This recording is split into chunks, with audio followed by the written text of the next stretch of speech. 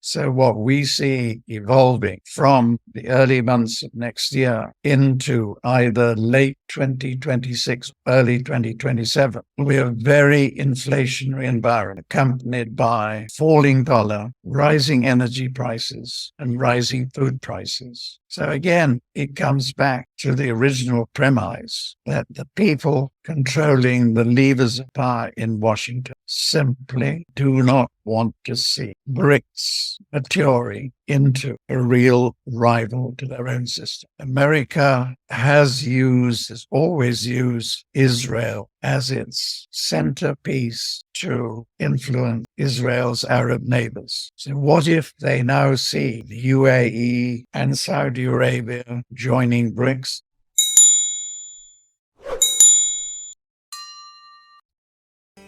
Welcome to our latest video featuring economic expert Simon Hunt. Today, Simon will explore the potential end of the American empire and its vast economic implications. He explains the rise of BRICS as a new financial powerhouse, the impact on the dollar, and the resulting global inflation. Simon also discusses the future of energy and food prices amid escalating global tensions and possible cyber attacks. Stay with us as we uncover these crucial economic trends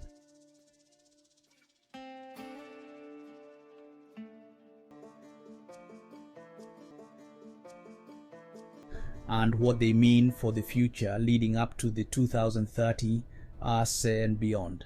Of course, America, because their own system, fiat currency system. And then what does that do to the dollar? If you've got a large chunk of the world not using the dollar for trade and investment purposes, that's a huge loss of dollar power. So again, it comes back to the original premise that the people controlling the levers of power in Washington simply do not want to see BRICS maturing into a real rival to their own system. Comes back. War.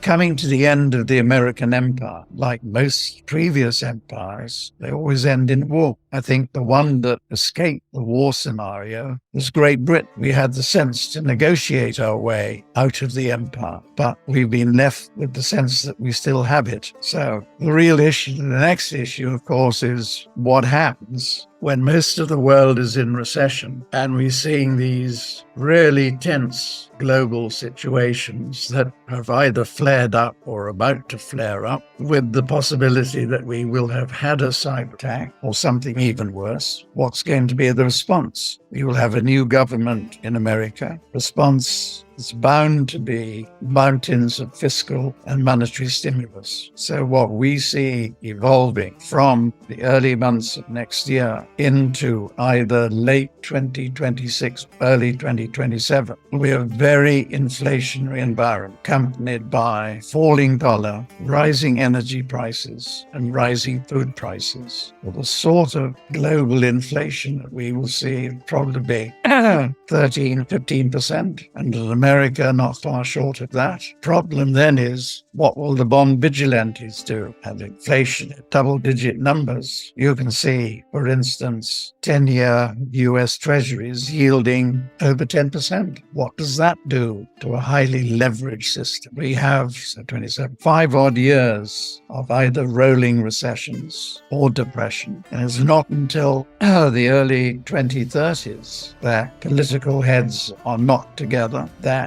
debt has been expunged from the system, that future growth will be based on productivity. And as a result, we then start seeing 20, 30 years, 40 years of growth, global growth, that will average what we've seen the average was since 1900, which was around 4%. That's when we get the real bull market, the secular bull market for base metals. Before then, it's very volatile, down first, then up very sharply, and then crash. And then it's the early 2030s, not today, that the secular bull market starts. Sorry if I've disappointed your listeners, but that's the way we see it. I think is part of it.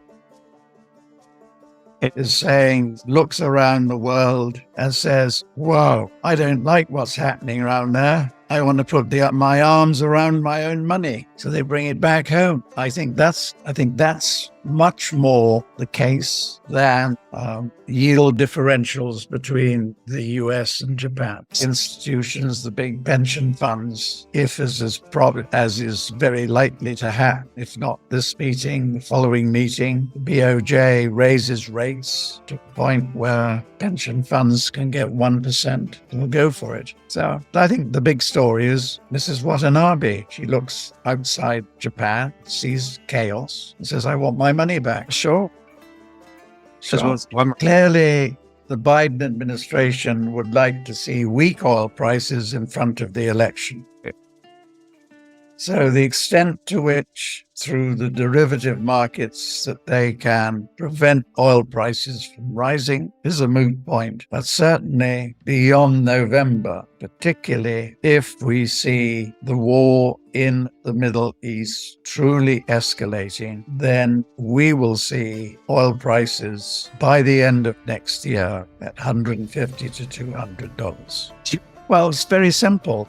Which is what Israel wants to do, and if not overtly, covertly supported by the US and the UK, they launch a hit on Iran. Iran is already prepared for it. They've mined the Hormuz Straits. Only needs a click of a button to shut the straits down. What does that do to oil prices? Food prices, they're going to be in short supply. Weather conditions, particularly. Already in parts of the world, you're seeing food shortages. As I said right at the start, powers behind the throne will do everything and anything to stop Trump getting into the White House. However, if they tried another attempt on his life, it would be too obvious. So my guess is that either through a cyber attack or through COVID number 2 or war, the election won't be held or will be postponed. So Trump gets into the White House, dare I say it, it'll be almost a miracle. These guys won't stop at anything. Why did they try an assassination attempt in the first place? It's a sign of their desperation. Yeah. No, I think it's the other way around. I think that the leadership fears that if it's not now, it will be in the future another bigger attempt to destroy the state of Israel. So they are concerned about survival. And who is the enemy? Hamas, Hezbollah, Houthis, and the head of the state, Iran. What was the real reason that Netanyahu went to Washington? I suspect was to get Washington's support for a blitz on Hezbollah, knowing that this would then bring Iran and Russia into the equation. So look at it from another point of view.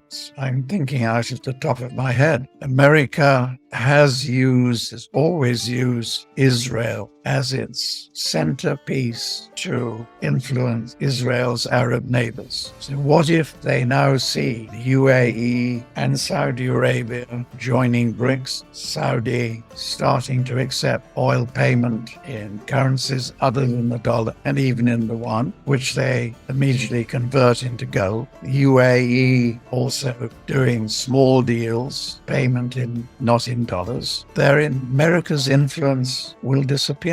The Gulf countries have matured enough to look after their own affairs. They don't want to be told what to do. So slowly, step by step, you're seeing them breaking away from America. The big question is, when do they tell America to close down their bases in Qatar, UAE, and Saudi Arabia and get the hell out of our countries? I think that will come, my guess only, that will come in a big crisis like the Iran war.